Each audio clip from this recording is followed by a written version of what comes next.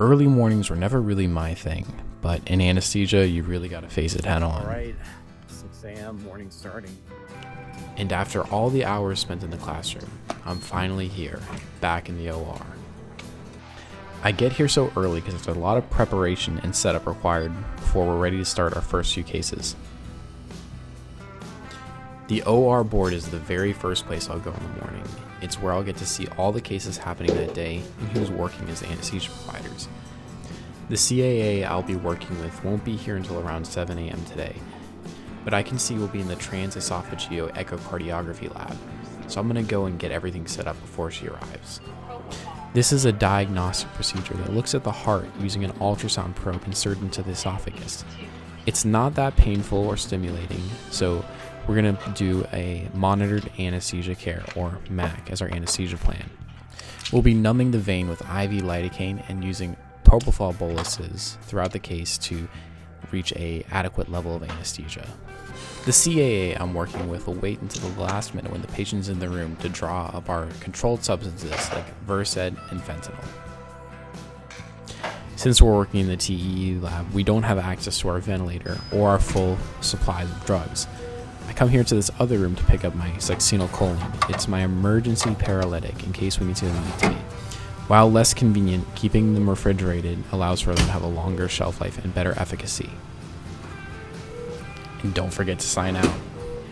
In order to control my patient's blood pressure during the case, I've selected phenylephrine and ephedrine to raise the blood pressure and hydralazine in case we have hypertension. Our patient's most recent blood test showed high levels of potassium, so we decided to switch to rocuronium instead of succinylcholine as a safer option for an emergency muscle relaxant. Now that everything's set up, I'm ready to start the case. We successfully completed 2 TEE cases, and we had 1 canceled case.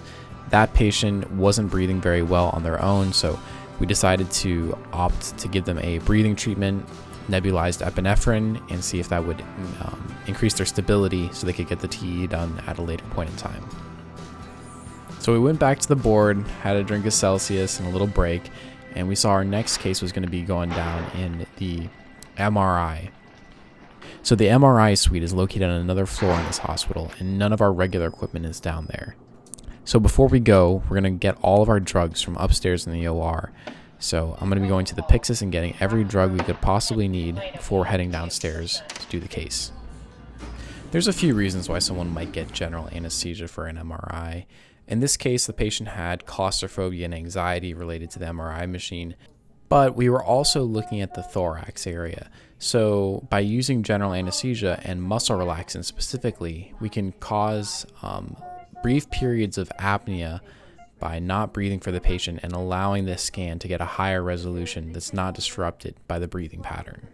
And bonus points for whoever can identify the phenomenon you're seeing on the pulse ox right now. That MRI case lasted a few hours, and I didn't have lunch yet, so by the time we extubated the patient, my CAA said that I can go home early. You have clocked out of the system at 1:28 p.m. You have worked 7 hours, 18 minutes. Thank you. Come on, man, let me in. Come on, Toyota. All right. Yeah, so I just finished my last day on my rotation, my first rotation at this larger trauma center hospital. Next, going to a smaller community hospital, so I have a feeling I'm not going to see as much variety, but it was a little bit bittersweet. It was unfortunate because I liked it here, but I look back at how much I've learned over the last, I think, 2 months or 3 months that I've rotated here. And it's been staggering. I've watched myself go from a graduate student to feeling a lot more like a medical professional here. I've, got my first couple dozen intubations here. I've done many anesthesia cases here in all sorts of things from endoscopy, plastics, reconstructive, a lot of vascular procedures such as like pacemaker insertions, ports, atrial fibrillation ablations, eliminating like adherent conductions in the heart, all these kinds of cool things that I don't think every hospital has to offer. I was able to really see it all, do it all here, which I really appreciated. And my preceptors were, for the most part, pretty great. A lot of them were, very enthusiastic to teach me, which I really appreciated. Some of them, everyone has their bad days, but for the most part, by and by, I would say it was a positive experience here. And it's really been so much better than just being in the clinic and being in the sim lab, being in lecture and being in sim lab. Being in clinic really brings a whole nother dynamic, a whole nother element. There's a lot of things that you realize theory is only going to take you so far. And theory is great, and it's like essential actually. And I think it's really great that we front load it and learned it first. But you get to the clinic and there's a lot of things you can only really appreciate when you get there, and it's hands-on and it's palpable. And a lot of it is just the finesse of, especially when it comes to things like doing your max sedation. One conception I had was that, oh yeah, max, like easy, it's light, it's minimal. And then there's general anesthesia, which is going to be like the more serious heavy duty stuff. But I found Mac to be sort of, where it takes a lot of finesse and attention, because you're here bolusing, propofol or etomidate or narcotics or something along those lines, and trying to keep someone in the twilight zone of where they're just deep enough, but they're still breathing. And sometimes to have like the privilege of using infusion pumps where you can calculate your patient's weight and enter it in and follow the formulas. And sometimes you're doing it in some offsite where all you have is your syringe and your tubing, and you are the pump. And you just kind of have to look at your patient, and they are your monitor. And how are they tolerating the procedure? How is their airway doing? Do they need suction? Do they need more sedation? Do they need, are they in pain? And then balancing all of that against, what's their blood pressure? And can they tolerate, what blood pressures can they tolerate, right? My patient today, one of them had an ejection fraction of 10. So that's not great. So we had to be really careful with using etomidate, and thankfully his heart, he had an internal pacemaker, so we didn't have to worry about stressing out the heart too much. But still, it's a very delicate dance you're doing, and that's something that I feel like I got to appreciate a lot more now that I'm in clinic than just in the class. But I can't sit here and talk for too much longer. I have an exam in an hour and a half that I've been studying for this weekend, and I want to have some lunch. Today I just got dismissed early, so have lunch at home, head over to school, and keep fighting the good fight. I like to be educated, but I'm so frustrated. Hello to my loneliness. I guess that ignorance is bliss. Take me back to before I knew. Rewind, take it out of cue. Innocence can be a young man's game. Signed up for the hall of shame. I wish I knew. So right after clinic and after lunch, it's time to go head to class. Today we're having our physiology exam. This test covers aneurysm, vascular surgery, and neurological disease, including the brain and spinal cord. So I spent probably the last few days studying for this exam, especially on Saturday and Sunday. But with all that said, I feel pretty well prepared for this exam, so all that's left to do is go ahead and take it. How ready are you? What up? How ready are you for the test? Well, I showed up. That's half the battle, right? All right, let's get this.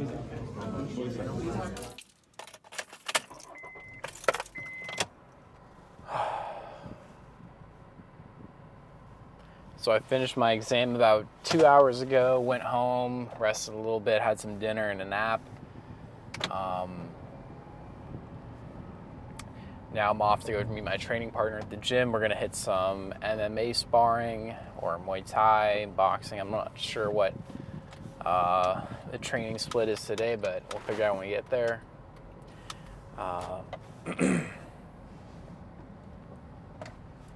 so gorgeous out today. Like, here, let me show you guys what we're looking at here.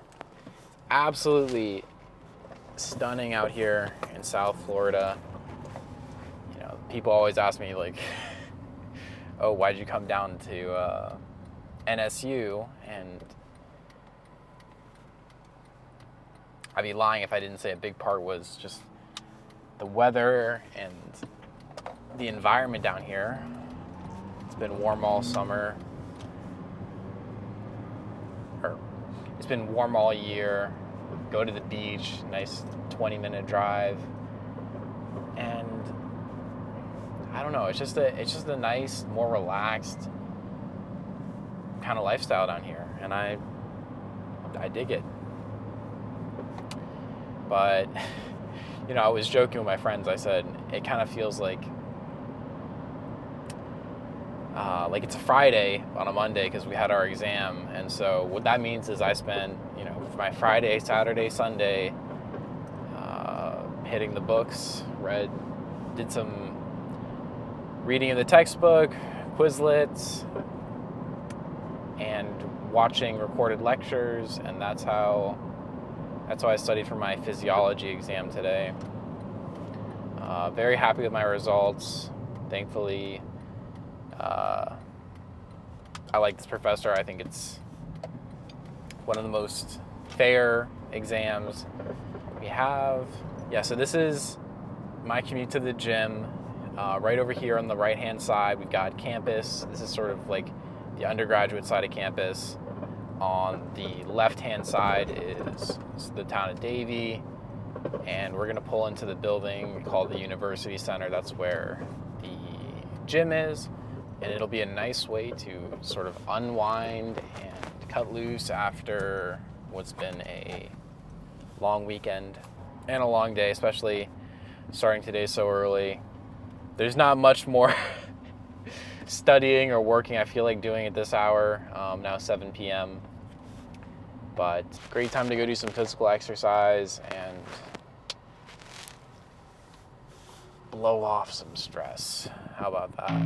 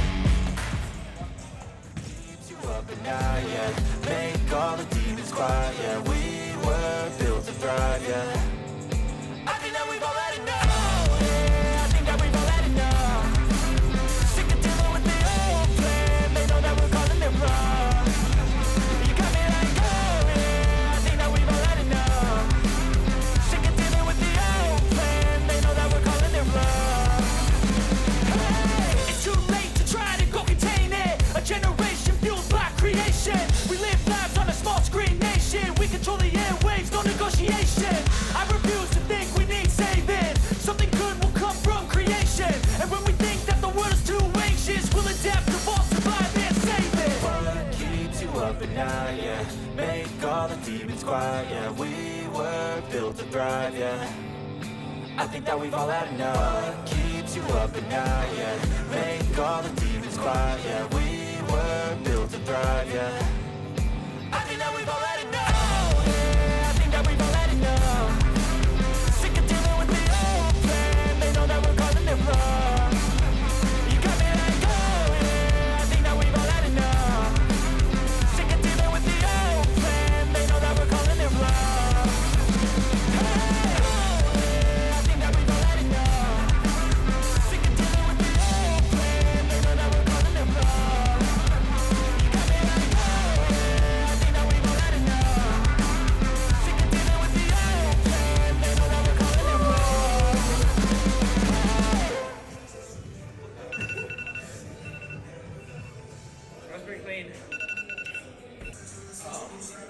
So, Marcel, why should all young men train?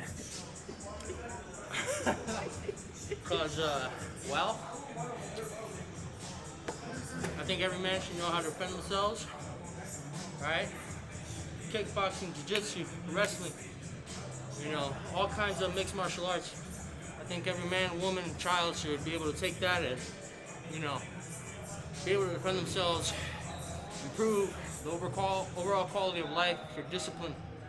You know, it's a grind, man. And it's fun. It's a grind. It's fun. You It's know? one of those sports where like you can kind of dissolve into it really easily. Like it's the laws of nature, not the laws of the game. You make friends, a crew, people you can train and trust with. How long have you been training for? I've been training for 7 years now. 7 years? You know, I'm 23. You know, going on 24. So, you know, kickboxing and boxing are my specialties. I'm a jiu-jitsu white belt, so still got a lot of work to do on that. But yeah, we're over here at NSU training about 2 to 3 times a week with my friend Jonah here. So keep the grind. Pleasure. Of course. Stay hard. Stay hard. Love it. Oh.